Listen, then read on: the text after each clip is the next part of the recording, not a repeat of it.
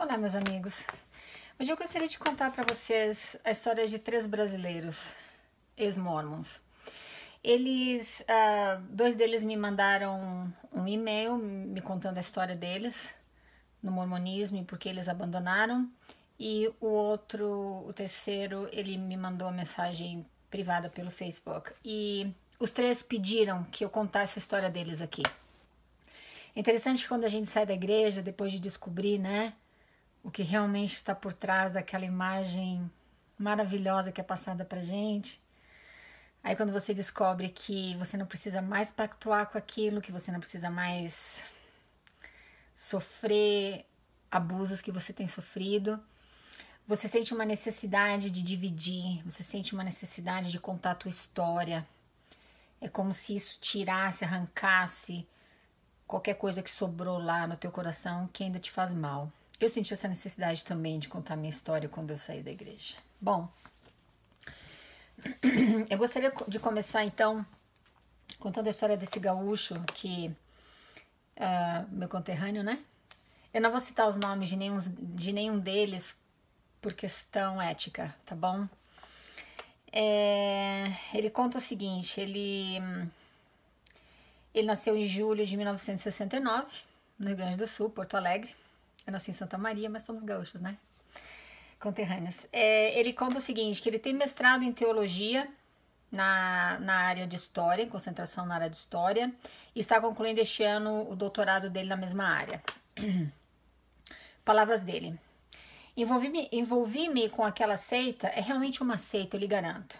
Com 15 anos de idade. Na época, nada sabia sobre história, filosofia, ciências da religião e menos ainda teologia. Se conhecesse algo a respeito, jamais teria sido enganado. Ele é um profissional da área de história, tá, gente? Então, com certeza, ele tem muito mais conhecimento do que eu tenho.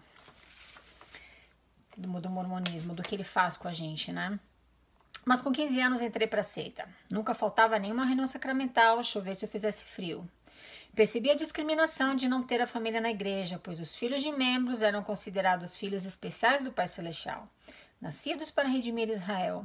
Eram filhos do convênio e me olhavam com desdém. Era assim que ele se sentia, tá, gente? Fui chamada então para a missão Brasil São Paulo Norte. Cheguei ao campo e logo vi a estupidez dos outros missionários. Robôs, zumbis, fanáticos. Quanto mais trabalhava, mais era cobrado, criticado, rotulado. Como nos enchem de culpas, não é mesmo? O paradigma cristão é o perdão, não a culpa. Mas o mormonismo trabalha a culpa. Deprime, humilha, machuca, destrói. Ok, ele segue. Você tinha que dar mais de 100%, tinha que ser uma máquina, sem jamais questionar, só obedecer. O pior é que eles prometem a felicidade se você fizer isso. Prometem mesmo. Eu ficava cada dia mais infeliz. Sonhava em voltar para casa, mas fui em frente. Ele se lembra de uma conferência com o Elder Elton Perry, que era um apóstolo na época, e ele disse que eram mais ou menos 300 missionários entre 2 missões, e ele era o único que estava sem terno, porque o terno dele havia rasgado, ele tinha um terno só. Ele foi para essa reunião, para essa conferência, usando um casaco, palavras dele, um surrado casaco de lã feito por minha mãe. Eu estava quebrando as regras, pois estava sem terno. E ele sentia que olhavam para ele, né? Meio torto. Mas não percebia a verdade. Acreditava que a culpa era minha. Voltei para casa, com os sonhos estúpidos de um ex-missionário. Arrumar um emprego, concluir meus estudos, entrar para a faculdade, servir na igreja, encontrar uma moça digna e me casar no templo. História bem familiar, né? Voltei sem profissão, sem emprego, sem educação e treinamento profissional necessários. Ele terminou a missão dele honrosamente, tá? Falando mormonês aqui. Logo comecei a ser cobrado. E o emprego? E a namorada? E a culpa por estar solteiro cada vez mais me era introjectada. Isso leva um rapaz mórmon ao desespero. Sabe por que essa pressão toda, minha querida amiga? Preste atenção nas palavras dele aqui. Para reproduzir mais mórmons escravos em cativeiro. Quanto mais casais mórmons, do tipo que obedecem sem questionar, mais crianças mórmons para fazer missão, para casar no templo, para pagar dízimos e ofertas e aumentar o poder da seita. Boa estratégia, não é mesmo? É exatamente isso, ele tem toda a razão. Entrei numa crise existencial e vi que acreditei numa mentira. Comecei a questionar e tudo ruiu como um castelo de areia. Quando você começa a questionar o mormonismo, dificilmente ele não vai ruir como um castelo de areia, como ele está dizendo aqui, tá? Você só fica lá com testemunho bem forte se você não questionar nada. Aí nada te derruba mesmo, não. Agora, se você tiver o trabalho de humilde e sinceramente estudar a história da igreja, amigo, vai ruir. Vai ruir por terra mesmo. Virei a página e comecei a viver, a ser livre. Agora ele fala aqui com conhecimento de um profissional. Uma das diferenças entre uma seita e uma religião é que na religião a sua responsabilidade é com Deus, não com uma corporação. A religião preserva o espaço da interioridade humana, não invade o privado, acredita na fé, mas não na fé separada da razão. Numa religião há muito estudo, muita reflexão. No cristianismo, quem salva é Deus, não uma igreja.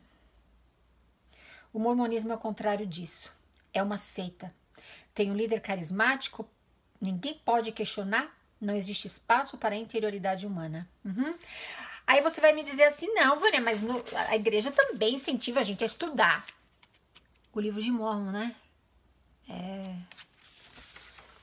Te incentiva a estudar o que eles querem que você estude.